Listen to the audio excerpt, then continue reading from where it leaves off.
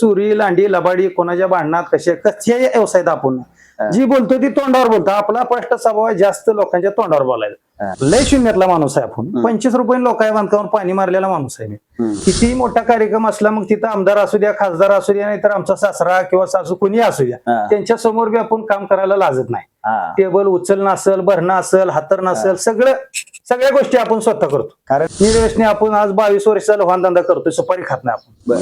मी उधारी देतानाही भेट नाही, बेनही आपल्या रक्तातच नाही. धंदा करताना भेज काय, पैसा नसल्यावर काहीच चालत नाही. डोकं भरपूर असते माणसाकडे पण पैसा नसतो. नमस्कार मंडळी, एसी न्यूज मध्ये मी गोरक्ष गायकवाड तुम्हा सर्वांचं सहर्ष स्वागत करतोय. खरं तर मंडळी, पंढरपूर असो, मोहोळ असो, मंगळवेढा असो, या भागातील कुठलाही कार्यक्रम असो, उदाहरणार्थ कोणाच्या लग्नाची बैठक असो, लग्न असो, गावची जत्रा असो, वाढदिवस असो किंवा कोणताही कार्यक्रम असो, या कार्यक्रमासाठी सर्वजण या भागातील व्यक्ती एका उद्योजकाला हक्कानं फोन करतात की आम्हाला कार्यक्रमासाठी लागणारं खुर्च्या असतील, टेबल असतील, हे हवे आहेत.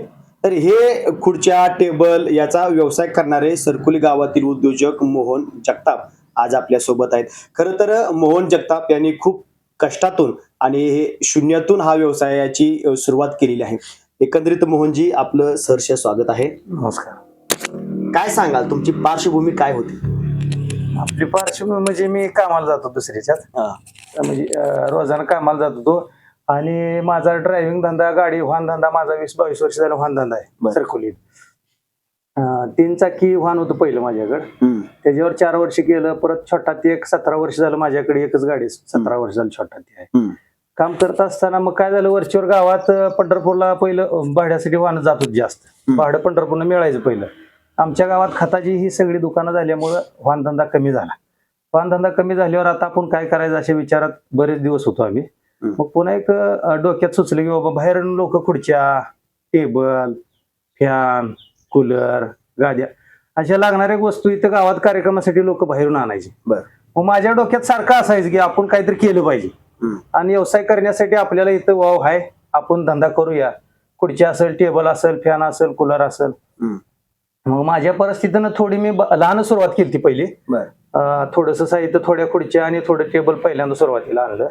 मग नंतर धंदा असा वाढत गेला, आपल्यालाही बरं वाटलं आणि आपल्याला म्हणजे व्यवसायातून पैसे मिळत गेले. मिळण्यापेक्षा बी आपण बाकीकडनं पैसे गुंतवणूक ह्यात जास्त केलेले. कारण गुंतवणूक केल्याशिवाय धंद्यात कसं आहे, तुमच्याकडे 10 खुर्च्या असल्या तरी बी गिराईक येते आणि 100 असले तरी पण येते. कारण 10 ला आलेला माणूस 100 आपल्याकडे नसेल तर आपल्याकडे येत नाही. त्याचा दृष्टिकोन डोळ्यासमोर ठेवून आपण साहित्याची क्वांटिटी वाढवत गेलो. आपण जास्त म्हणजे अनलिमिटेड काही मागा तुम्ही, आपल्याकडे अशी वस्तू आपल्याकडे सगळ्या मिळते. फॅन आहे, कूलर, म्हणजे काय मागेल ते मिळते. बरोबर. अशा आपण सुरुवात केलेली आहे. सध्या सुरुवातीच्या काळातली सुरुवात कशी होती, म्हणजे हा व्यवसायाची कल्पना तुमच्याकडे आली, तुम्हाला व्यवसाय करावासा वाटला, हा पण ती सुरुवात कशी केली तुम्ही? व्यवसाय माझ्या डोक्यात बऱ्याच दिवसापासून होता. आपल्याला हे करायचं आहे. बाहेरनं लोक आणायची मी विचारायचो, पण पैसा नसल्यामुळे काही चालत नसते. पैसा नसल्यावर काहीच चालत नाही. डोकं भरपूर असते माणसाकडे पण पैसा नसतो.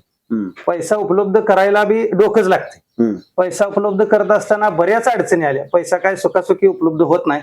अजूनही मी काय म्हणजे पैशासाठी अजून माझा प्रयत्न चालूच आहे. पैसा काय मी मोठा माणूस नाही झालो, पण उद्योग मोठा करायचा आपल्याला. यातनं कमी आता कसं आहे, थोड्या गुंतवणूक केलं, थोडं साहित्य असेल तर थोडी गुंतवणूक करावं लागते. आणि पण मोठी भाडी येत नाही ती आपल्याकडे लहान व्यवसाय असल्यावर. त्यामुळे आपण काय केलं, व्यवसायात भरपूर गुंतवणूक केली. मग कुठं असं आपण पोहोचल तिथं पोहोचल म्हणलं. काय निर्व्यसनी आपण आज 22 वर्ष झालं वाहन धंदा करतोय, सुपारी खात नाही आपण. व्यवसायात अडचण माणसाला येत नाही. गोरगरिबांना लागणारे आता कसं आहे, व्हीआयपी मोठी लोक कार्यक्रम करू शकतात, त्यांच्याकडे पैसा असतो, तो बाहेरनं आणू शकते ती. पण गोरगरिबाला, सामान्य माणसाला कार्यक्रम करता येत नाही. त्यासाठी आपण एक डोक्यात विचार केला, आपण बी गरीब आहे, गरीबाच्या काय अडचणी असते आपल्याला माहिती. कोणाला साधारण 20 खुर्च्या 50 खुर्च्या पाहिजे असेल तर लोक पंढरपूर मंगळवेढा आणत नाही. मग आपण डोक्यात विचार ही घेऊन आपण म्हणलं काय होईल ते होईल, आता एकदा उतरायचं ह्यात.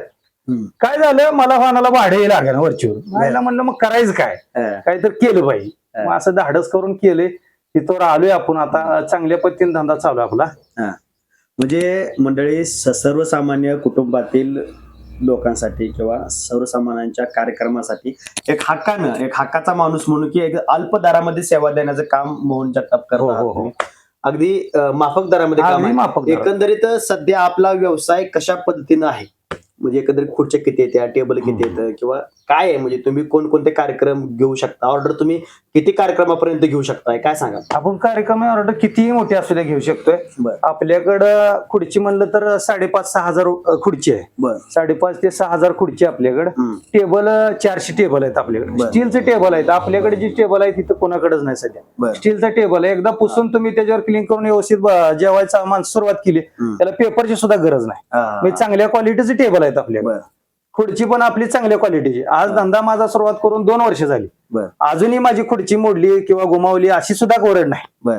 व्यवसायावर आपलं बारकाईने लक्ष बी असते. आपण स्वतः करतो धंदा. ही माझा मुलगा आहे, माझ्या भावाचा मुलगा आहे, आम्ही सगळेजण मिळून, माझा भावाचं सहकार्य असते, सगळीजण मिळून आम्ही व्यवसाय करतोय. त्यात अपदायच आमच्या घरातली सगळीच माणसं आपत असते या व्यवसायात. त्यामुळं साहित्य आपल्याकडे भरपूर आहे. 5,500-6,000 खुर्ची आहे. टेबल 400 टेबल आहेत. फॅन मोठे 150 लिटरचे फॅन 27 आहेत आपल्याकडे. ही कूलर 27 आहेत मोठे. आणि 120 लिटरचे कूलर 21 आहेत. म्हणजे 150 लिटरचे 27 आणि 120 लिटरचे 21 कूलर आहेत. आणि बाकी म्हणलं तर आपल्याकडे दुसरं बरेच काय काय मिळते. खुर्ची कव्हर मिळते आपल्याकडे. पुन्हा गादी मिळते आपल्याकडे. गादी आपल्याकडे आपल्या स्टेजवरती गादी, स्टेजवरती कार्यक्रमाला खाली बसायला पण टाकली कार्यक्रम असतात. आणि 2 प्रकारचे बेडशीट आहेत आपल्याकडे. बेडशीट सगळं आहे. मॅट आहेत आपल्याकडे. मॅट आपल्याकडं 75 मॅट आहेत. 75 म्हणजे अजून थोडीच आहेत आपल्याला, अजून मॅट वाढवायची आहेत. म्हणजे मला वाटतं एवढ्या क्वांटिटीमध्ये हा व्यवसाय करत असणारा उद्योजक आपल्या भागामध्ये कोणी आहे का? तुम्ही एकमेव आहात? नाही, ह्या भागात म्हणजे ग्रामीण भागात कुणी नाही उद्योजक असा.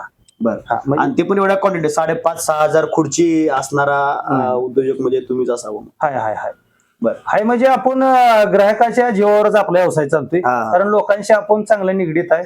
कोणी समजा आपल्याला 10 खुर्च्या मागवल्या तरी आपण मोटरसायकलीवर नेऊन त्याच्या कार्यक्रमात खुर्ची देतो. आणि कितीही मोठा कार्यक्रम असला मग तिथं आमदार असू द्या, खासदार असू द्या, नाहीतर आमचा सासरा किंवा सासू कोणी असू द्या, त्यांच्या समोर बी आपण काम करायला लाजत नाही. टेबल उचलणं असेल, भरणं असेल, हातरणं असेल, सगळ्या गोष्टी आपण स्वतः करतो. कारण शून्यातून व्यवसायाला तुम्ही सुरुवात केली आहे आणि खरं तर लाजणं हा यांच्याकडे भानगड नाही. त्यामुळेच हा व्यवसाय उंच उंच शिखरावरती जात आहे आणि हा चांगली भरारी घेत आहे. खरं तर मला तुम्हाला सांगायचं, एकंदरीत यामध्ये भांडवलची गुंतवणूक किती झाली? भांडवलची आपली आता बघा 22,70,000 रुपयाची गुंतवणूक आहे आपली. 22,70,000ची गुंतवणूक आहे. त्यात मग कूलर आहेत, फॅन आहेत, गादी आहे, मॅट आहे, बेडसेट आहे, सतरंजी आहे, खुर्चीला कव्हर आहे. मग बऱ्याच अजून लई गोष्टी आहेत यात. आपण सगळी सोय करतो. बेडशीट आहे, सतरंजी साईड आपल्याकडे. तुम्ही एक वस्तू मागायला आणि एक नाही असं नाही. उद्या काय समजा मार्केटमध्ये अजून काही नवीन निघाली ह्या क्षेत्रात तर आपण घेणार आहे. म्हणजे कार्यक्रम तुमचा काही असो all in one Mohan Jagtap यांना संपर्क केला की तुमच्या कार्यक्रमासाठी लागणारं सर्व साहित्य एकाच वेळी घरपोच सुविधा आहे. हो, असं एकंदरीत मोहन जगताप यांचं काम आहे.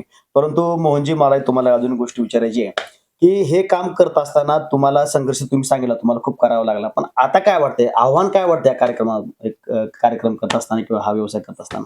आव्हान आपल्याला काहीच नाही. कारण आपण गिरायकाच्या सेवेत उतरलेला माणूस आहे. आणि आपलं कसं आहे, तुम्ही किती मागा ना साहित्य, एका खुर्चीपासून तुम्ही 6,000 खुर्ची मागू शकताय. आणि तुमचा कार्यक्रम कसा आहे, आता ग्रामीण भागात कार्यक्रम असला तर माणसं येणारी किती माहित नसतील लोकांना. पहिल्यांदा सुरुवातीला ती लोक सांगतील 1,000 खुर्ची पाहिजे, आणि नंतर लोक वाढल्यानंतर मला म्हणतील मोहन खुर्ची पाहिजे अजून. तर आपण अगदी 20 ते 25 मिनिटात आपण त्या ठिकाणी खुर्ची पोहोचवतो. तुम्ही कोणतीही गोष्ट मागा, आपण अर्ध्या तासात, कमीत कमी लय झालं तर अर्ध्या तासापेक्षा जास्त टाइम लागू शकत नाही आपल्याला. कारण एवढ्या फास्ट सर्व्हिस आपली. कारण आपली एका गावात शाखा नाही.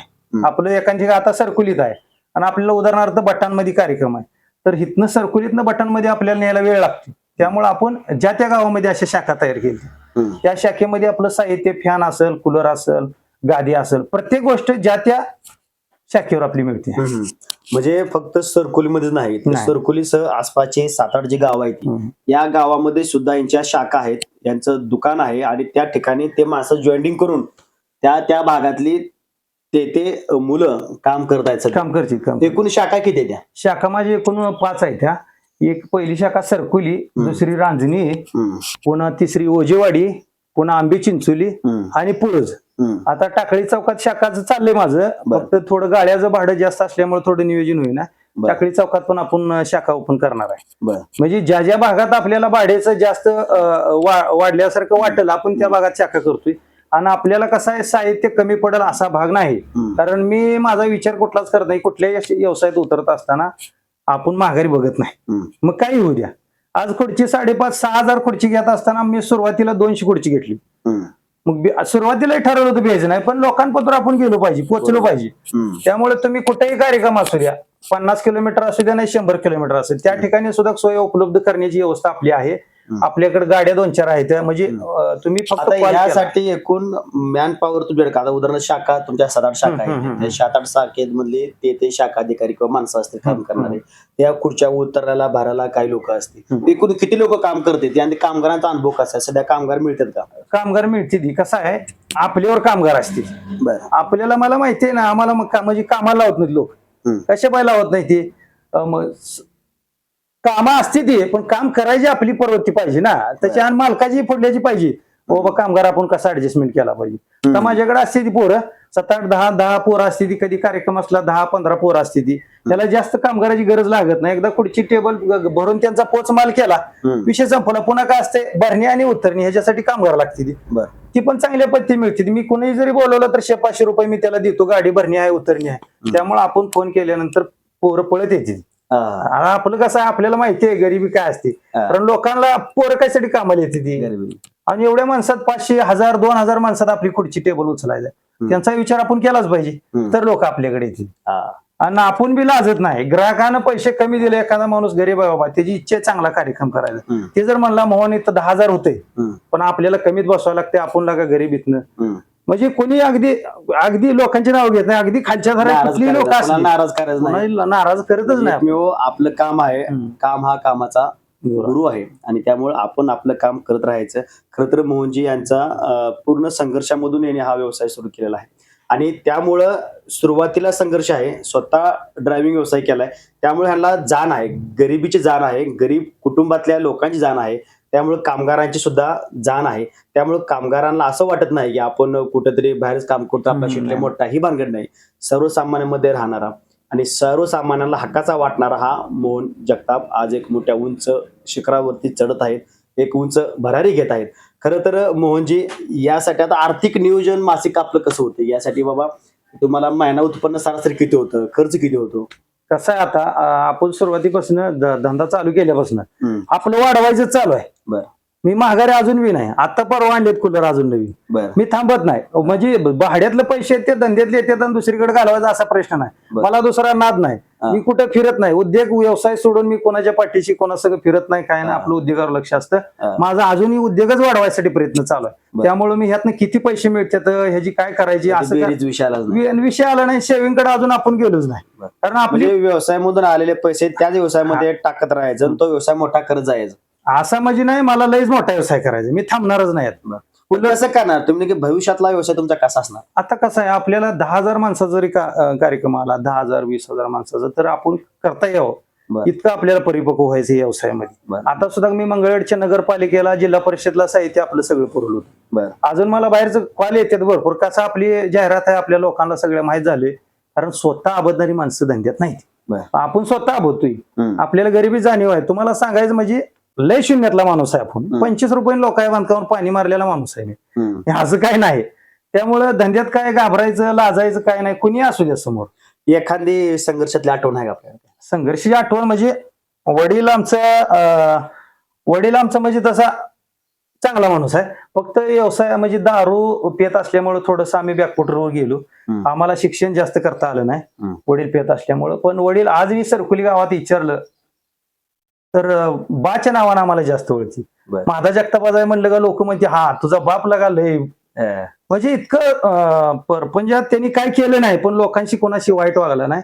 कसं असतं त्याची आई बापच चांगली लागते तेव्हा लेकरं चांगली जन्माला येते. आज सांगायचं माझंही उदाहरण, कुठं चोरी, लांडी, लबाडी, कोणाच्या भांडणात कशाही व्यवसायात आपण जी बोलतो ती तोंडावर बोलतो. आपला स्पष्ट स्वभाव आहे, जास्त लोकांच्या तोंडावर बोलायचं. गिरायकाला बी आपण तोंडावर बोलतो. आज इथं 5 रुपये होते, 6 रुपये समजा मागेन, पण तुम्हाला मी 100 खुर्ची मागितली, तुम्ही 100च देणार. त्या ठिकाणी 99 सुद्धा खुर्ची आपण देणार नाही.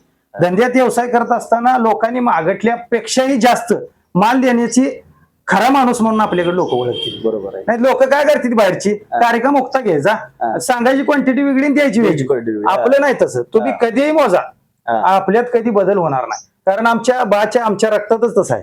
हा. अजूनही सांगतो, माझा म्हणजे अभिमान आहे मला माझ्या बाविषयी. हम्म. कधी मस्त बाण आमच्या 10 एकर जमीन घेतली असा बापा आहे अजूनही. हा. पण कसा आहे, व्यसनात माणूस अरे गेले. आहारी गेलाय. हम्म. तसं मग त्या परिस्थितीमुळे मी लोकांच्या बांधकामावर 25 रुपयानं पाणी माराय होतो, कामाला होतो, जीवन खाऊन. हम्म. 750 रुपये महिना कामाला होतो मी.